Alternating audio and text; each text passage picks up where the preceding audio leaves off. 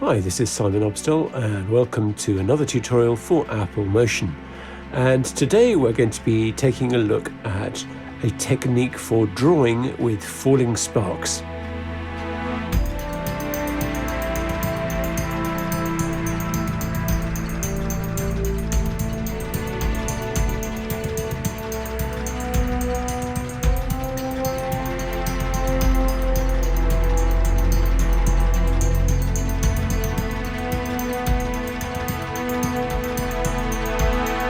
So this is a fun technique and it's really surprisingly easy to do. So let's get started. So let's start by checking out our project settings. So we've got 1920, 1080, 24 frames a second. I'm going to choose a duration of 25 seconds. So the first thing we need to do is to work out a path for our sparks. And I wish I could say that there's a simple way of doing this, but there's not. Unfortunately, it does involve you manually tracing the path. So in order to trace the path, we are going to make some text with the text tool. So it'll give us something to trace around. So I'm using this font called Marketing Script. And the reason I'm doing that, sorry, I'm centering it up here as I'm talking. The reason I'm doing that is because we want a font that is continuous like this. So what we need really is joined up letters like this, because we need a continuous stream of sparks rather than one that stops and starts between each letter, because that would look silly. So we've typed our text, and then what we're going to do is we're going to select the Bezier tool. And let's zoom in so we can see our text as clearly as possible. So we're literally going to just draw the shape, a continuous shape like so. Now, when we come to letters like this, we're going to have to double back on ourselves. So I'm just drawing that, obviously having to double back around the middle there. And we have to double back to this point here before we can carry on. So this kind of looks odd if we think of it in terms of the shape that we're going to end up with initially. But because the process involves sort of scattering these particles from above, it sort of doesn't matter that it looks a little bit silly that we're doubling back. It even actually helps the effect. So I'm coming round here with the sort of actually deliberately offsetting myself rather than following this exactly the same return journey on some of these. So we get a little slightly fatter result on these. So like here we've got this little loop. You saw I did a loop earlier on with something. Just having those little loops just helps to fill out the shape a bit more. So we're getting to the end. Sorry for chatting randomly through that. Let's close up the shape. Obviously I had fill turned on. We didn't want fill turned on. So it's a little bit ragged and it looks like that without the guide text turned on. And we just need to go in and just tidy it up. And I'm just going to do that off screen because you don't need to see me doing that. So after a bit of work, here's my cleaned up version.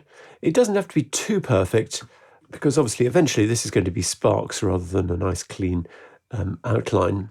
So we can be a little bit ragged, but it's probably worth spending a bit of time getting it looking nice. Okay, so the next thing we need to do is to make a new group, and we need to bring in some particles. So I'm going to come over to the library content, and I'm going to type spark into the search field. And the two sparks that I've chosen, because I want two different particle elements, are 5 and 7. So let's bring them into that new group. Let's turn both of those off, and then let's make an emitter out of one of them. I'm going to choose 7 initially, but we're going to add the other one later on. So object make particles. So point is good. We want to turn on 3D. Let's have an emission latitude of 15. Longitude 270 is good. Emission range of 20. So under the cell controls, we're going to come and adjust the birth rate and birth rate randomness later on, but we'll leave the birth rate at 30 for now. Let's set the life to be 30, just so we've got plenty of life to these particles.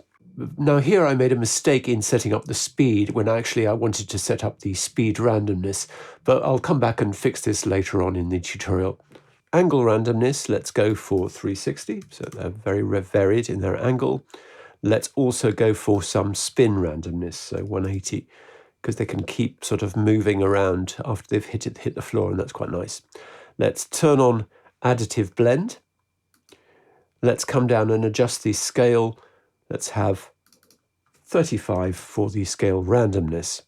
So to get the emitter to move the way we want it, we are going to add behaviors, basic motion, motion path.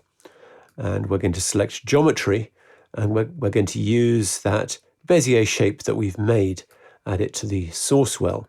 Now, the problem we have at the moment is that the particles are not going to be falling downwards the way we want them to. And to fix that, we are going to come into the Bezier shape itself. Let's actually center that up. And what we're going to do is adjust its position. So I want a Y position of 1000, and I want to come into the rotation and set its X rotation to -90. So then we need to add a camera to put ourselves into 3D. So let's add the camera, switch to 3D. I'm just going to roughly set it up like this, X rotation of -60 and a Y rotation of 5. Now let's have a look at where our particles are, because we can't actually see them. So I'm going to switch to perspective, and you'll see that our particles are up there, 1000 pixels, and then they're not falling down into the frame. So to get them to fall down into the frame, we're going to select the emitter, and we're going to come to behaviors and simulations, gravity. And you see, as soon as we add gravity, the particles start to fall. I'm going to have an acceleration of 100.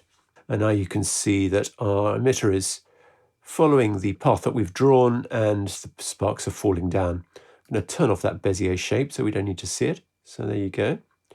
So we need to think about the floor now. So what we can then do is to the emitter add behaviors, simulations, and edge collision.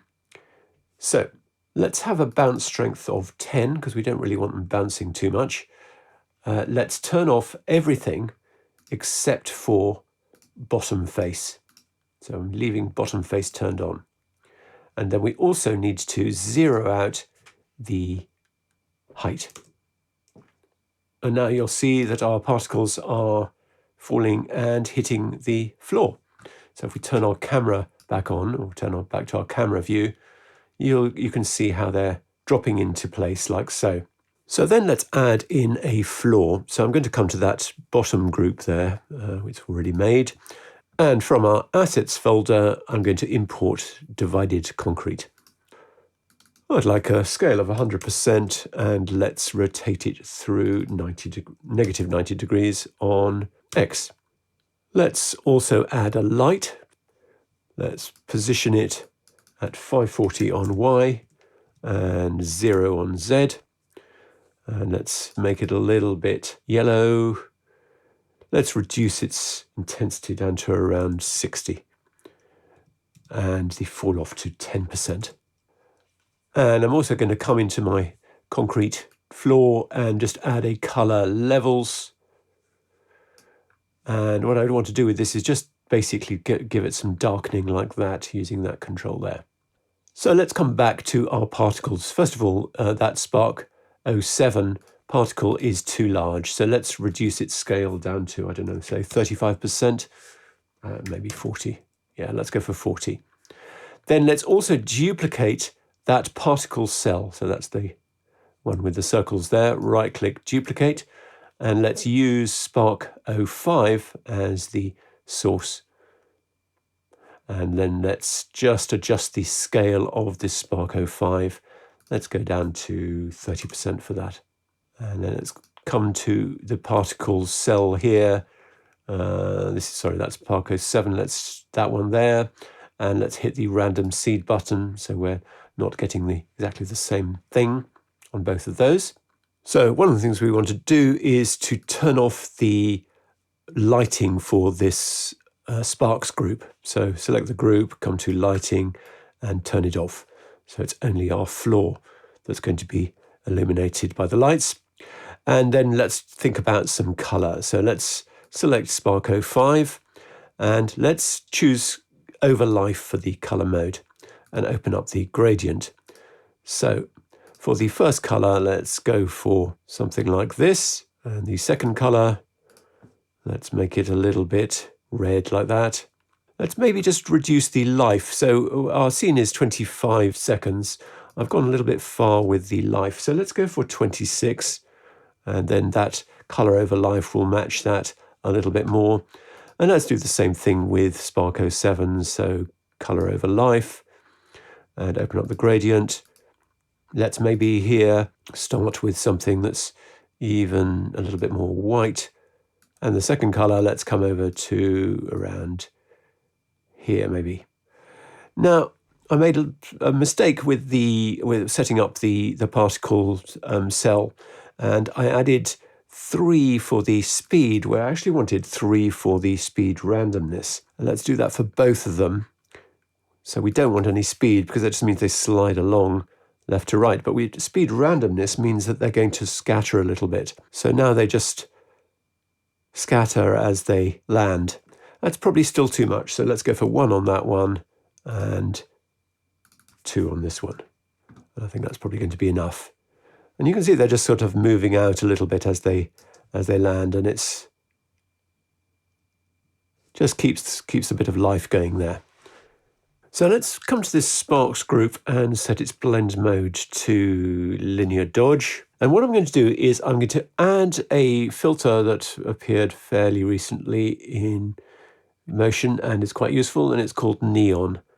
Let's have an outer brightness of 0.5, an outer glow of 100, inner brightness 3, inner glow 65, something like that. Now, the thing that's going to make this look really nice is to have a light that follows the impact point of the sparks as they hit the floor. So first of all, I just want to trim the duration of the initial motion path. So it only runs for 14 seconds. So come to 14 seconds and with the motion path selected, hit O on the keyboard, and that shortens it down to that duration. We also need to keyframe the sparks actually as well. Let's might as well do that while we're here. So let's come to the emitter. We'll need to do this for both of these sparks elements. So I'm going to come to 13 seconds on the timeline. And I'm going to keyframe the birth rate and the birth rate randomness. So birth rate, let's have 60, birth rate randomness 30. And then let's come to 16 seconds, I should say, set both of those down to 0. And let's do the same with our other sparks element. So at 13 seconds on the timeline, keyframe the birth rate and birth rate randomness. Again, go for 60 and 30. Come to 16 seconds, set the birth rate and the birth rate randomness to 0. And what that will do is that it will allow the sparks to stop emitting shortly after the letters have completed, like that. Okay, so let me come back to the point that I was raising earlier on, which is this follow light. So let's add a new light. So let's just set up this particular light. I'm going to go for an intensity initially of 1000. We're going to keyframe this, but let's set it at 1000 for now. And let's set the fall off to 10. So you'd think that what we could do is to link its position to the emitter. So let me show you what that happens if we do that, because it's not what we want. So if I link it to the emitter like so, we need to adjust its Y offset because we want it to be down near the floor. So let's set that to -975. Tis indeed following along and hitting the floor, but it's out of sync with the landing point of the sparks. So we can't use a link behavior to do that. So let's delete that. And instead what we want to do is we want to copy the motion path from the main emitter. So Command C, come to our light, Command V. So that's again not exactly what we want, because the Bezier path is up here at around 1,000 pixels, and that's too high up. We want it right down next to the floor, but we want to keep the position of the original for our sparks. So what we'll have to do is make a duplicate of this Bezier path. So duplicate that. So I've called that duplicate Bezier light and the old one Bezier sparks. So the Bezier light, we want to set that Y position to 25. And now we can come back to the motion path for that light, and we can use the Bezier light path. And now it's much closer to the floor, but the problem that we have is it's out of sync with the sparks landing. So what we can do is just come to the point at which the sparks land, which looks to be around there, and drag the motion path along till it looks like it's in sync with it. So we might have to do a little bit of just adjusting as well a little bit later on, so like somewhere like that. And I think we're now pretty good. So where was that ended up? That ended up at, it looks to be about 413 for that motion path to start. And then that's following along as the particles land. So obviously this light is too bright, and we want it to be a little bit yellow as well. So let's first of all make it a little bit yellow, and then let's keyframe its intensity. So I'm going to come to 10 seconds on the timeline and hit a keyframe. So that's 1,000 there. And then I think I'm going to come to around 2 seconds on the timeline, and let's set its intensity down to 0. So now it sort of starts to brighten up as the sparks appear. We might want to adjust that keyframe in the keyframe editor so that there's more of a ramp into it. So let's just select the first keyframe and select ease out, so it kind of more gradually brightens up. And what I also want to do is keyframe its intensity at the other end. So let's come to 18 seconds. Let's hit a keyframe for that intensity. We're at 1,000 there. And let's come to 20 seconds. And let's just reduce that down, not all the way, down to 100. Just so once the effect has finished, it's sort of starting to fade a little bit like that. Finally, let's do a little bit of animation on our camera. So let's come to the transform. First of all, let's work on the rotation. So let's come to the first frame. Let's keyframe the X and the Y rotation. Let's start with -50 for X and 10 for Y. Come to the end, and let's set those to -70 and 0. Sorry, -70, not -10. Bad typing there. So that's going to give us a little bit of a sweep round like that. And we might also want to just do a push in. So let's set up the initial position of the camera. So we'll have 40, -275, and -150. And then let's add behaviors, basic motion throw. Let's choose ramp to final value. And let's have -30 for X. Let's have 100 for Y and 125 for Z. It just makes it a little bit more interesting. Just keeps it all nice and fluid. So there you go. That's more or less it. It might be actually nice also to just keyframe this initial light here. So let's try and do that. Let's just, again, let's come to around 10 seconds, I think, and keyframe that intensity. Let's come to the beginning and set that maybe to around 25. So it gives us some more of effect that the sparks are starting to illuminate things. So there's one final thing I wanted to point out, and that's that we could actually be a little bit less rigorous with how the sparks are landing. And to do that, if we come to the motion path there for the emitter, and let's add behaviors, parameter behavior wriggle. Let's choose the apply mode to be transform position X and Z, and then let's set the apply mode to add and subtract. That's probably quite a bit more than we want, so let's maybe just reduce the amount to 10. Let's reduce the frequency as well to, say, 0.25, and let's have 0 noisiness. And what that does is it just scatters the particles a little bit more. If I sort of turn it on and off as you can see we get a slightly more ragged result, and depending on the amount that we choose, we can scatter it more or less. And we could even go for maybe 25 if we wanted to exaggerate. That's starting to pull it apart too much. But, if we wanted this to be more sort of free-flowing, we could just adjust this amount here, this wriggle amount. So I'm going to go for like 10, just a tiny amount of wriggle, I think will help. There's more one could do, but I think that's basically the project complete. So thanks very much indeed for watching. I hope it's been interesting. And as usual, a very big thank you to my generous Patreon patrons.